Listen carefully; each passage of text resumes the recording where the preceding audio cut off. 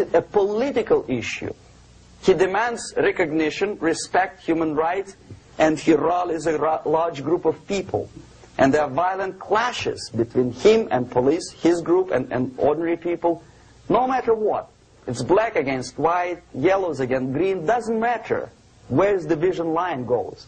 As long as this group come into antagonistic clash, sometimes militantly, sometimes with firearms, that is destabilization process. The sleepers, many of whom are simply KGB agents, become leaders of the process of destabilization. Doesn't mean that Comrade Andropov sends Comrade Ivanov to the United States. The person who takes care is already here. He is a respected citizen of the United States. Sometimes he gets money from various foundations for his legitimate struggle for, I don't know, human rights, women's rights, kid lib, prison lib, whatever. There are sympathetic Americans who donate their money to him.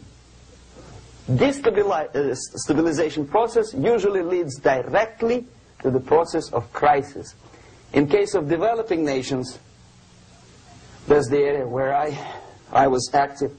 The process starts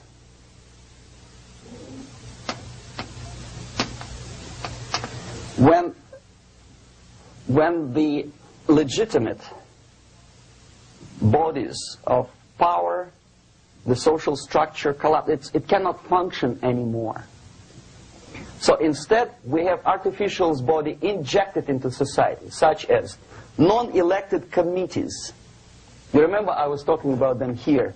Social workers who are not elected by people, media who are self-appointed rulers of your opinion, some strange groups which claim that they know how to lead society forward.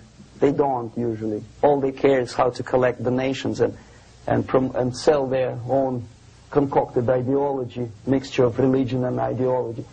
Here, we have all this artificial body claiming power.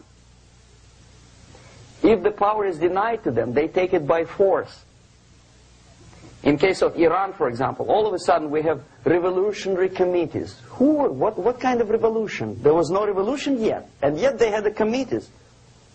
They were taking power of judgment. They had the power of execution, they had the power of legislation, and that they had the power of judicial.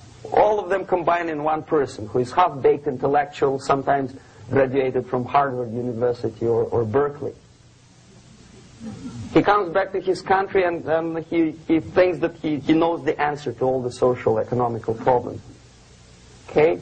Crisis is when society cannot function any more productively. It collapses, obviously. That's the word for crisis. So therefore, the population at large is looking for a savior.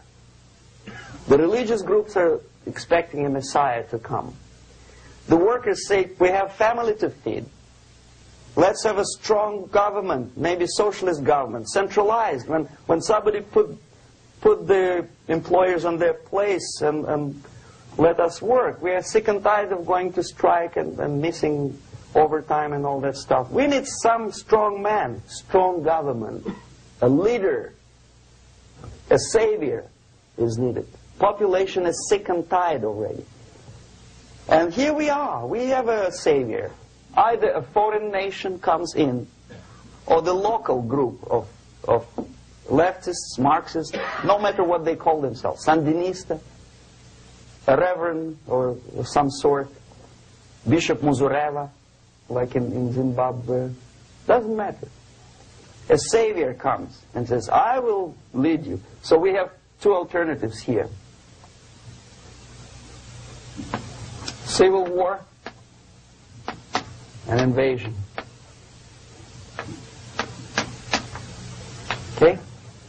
See how it goes?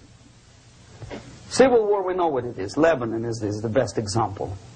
The civil war, which was artificially implanted in Lebanon by injection of force of PLO, Palestinian Liberation Organization.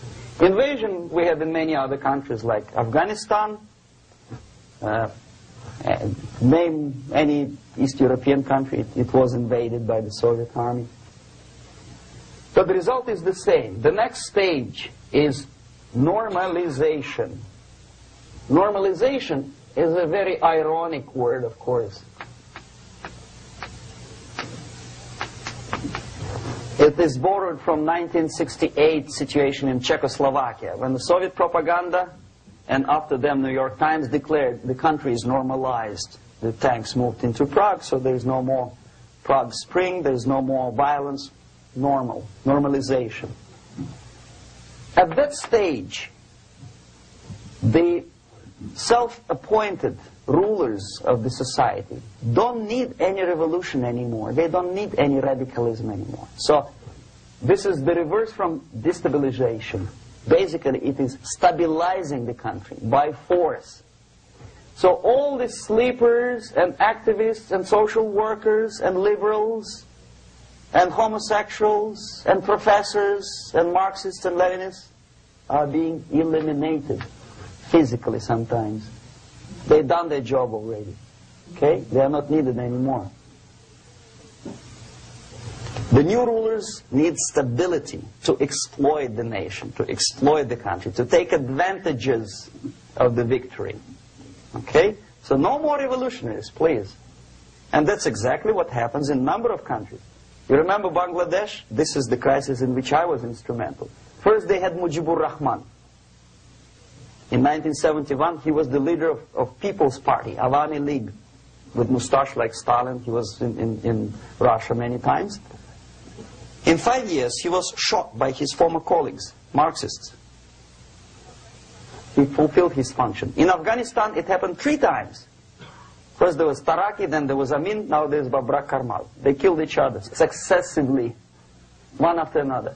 The moment he fulfills his duty, the first one demoralized country, the second destabilized, the third one brought it to crisis. Goodbye, comrades. Babrak Karmal comes from Moscow and put into the seat of power. Same thing happened in Grenada recently. Maurice Bishop, Marxist, was killed by Austin, what's his name, General something, who was also a Marxist. Right? So no more revolutions, please. Normalization now. From now on, no more strikes, no more homosexuals, no more women lib, no more kid lib, no more lib, period. For good, solid, democratic, proletarian freedom.